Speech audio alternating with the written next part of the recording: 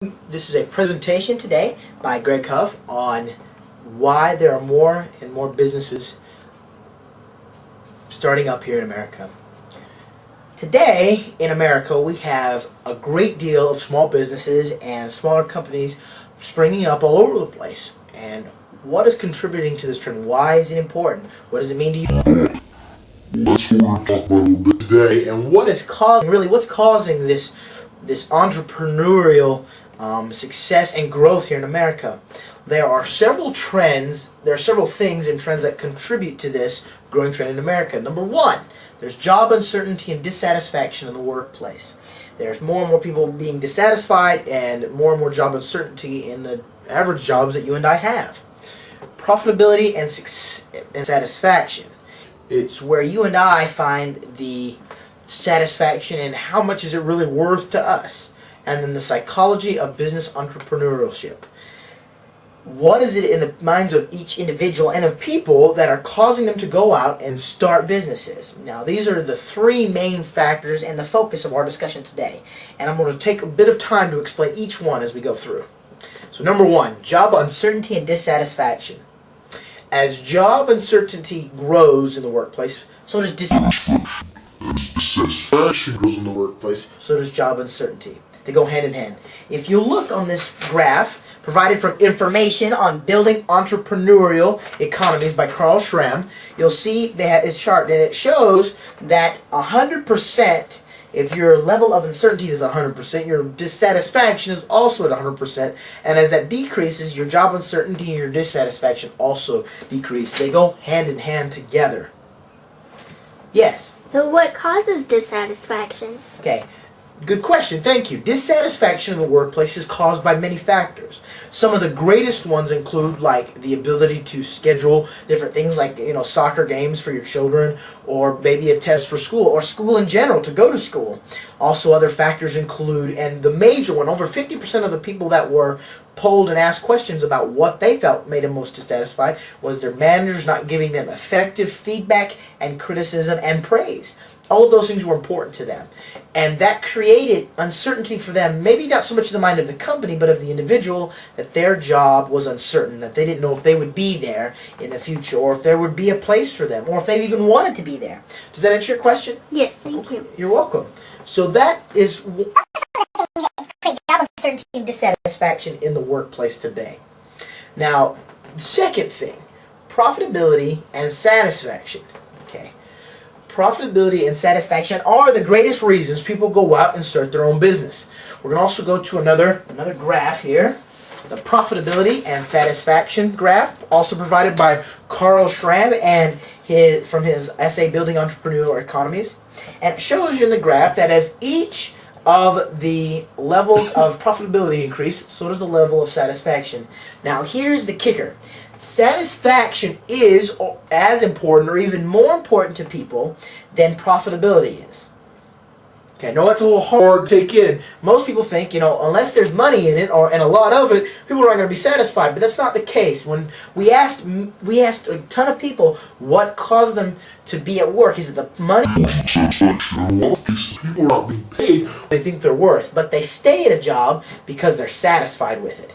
So remember, profitability, while it's important, and it's the most important factor in deciding whether to start an own business or not, so that it's profitable for you and your family, it's also about satisfaction. Will what you do bring lasting satisfaction in the workplace? Yes, ma'am. So besides profitability, what contributes to satisfaction? Okay, satisfaction. Similar things, the opposite of the dissatisfaction. The things that made them satisfied were that it was scheduled around the conflicts in your own personal life. They gave you time to have for yourself and your family. And then the greatest factor that satisfied people was their managers and bosses took into account their criticism and also gave them good, effective where they should the company, how they're doing and how to improve so that they could do better. Does that answer your question? Yes. Okay. So remember that those are some things that are so important, and that's why we see this. Lastly, psychology of entrepreneurship. Now, we don't have much time to discuss it, but what is psychology of entrepreneurship? Well, several things. The psychology is the frame of mind, or not just the frame of mind, but also the, how do I put it? It is the programming or the way you were taught as a child and kind of how you've grown up to learn and to grow with entrepreneurship. The second, why does it matter?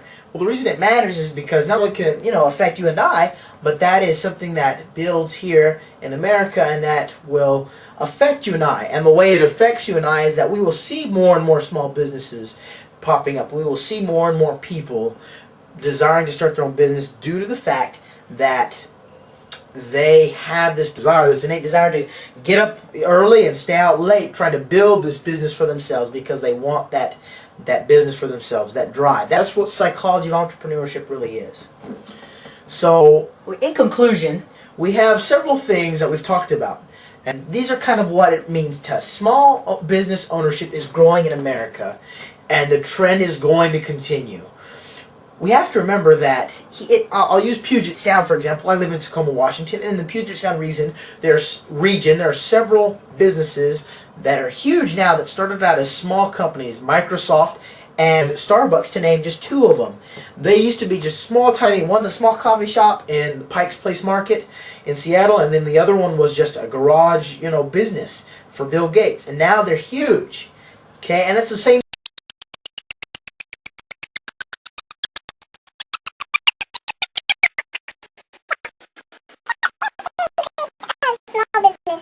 What does that do for prices to consumers?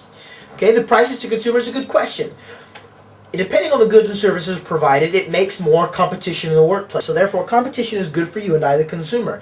And so it forces businesses to be competitive with their prices. They have to see what someone else is offering versus what they're going to offer and if they're going to be able to make money.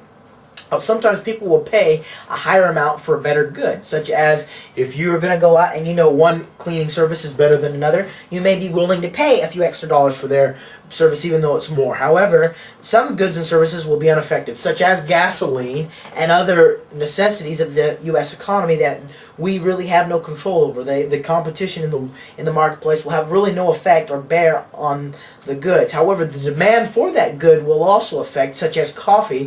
Starbucks was building for many years, but as the demand for coffee and luxury goods has decreased, their profit margin and the desire for that good has also decreased. Does that answer your question? Yes, thank you. Okay. And just to wrap it up, there is profitability in small business. That's why more and more people are doing it. And that is how that will affect you and I. We will see more and more small businesses spring up in the future. Thank you for coming by today and for listening to my presentation. Have a good day.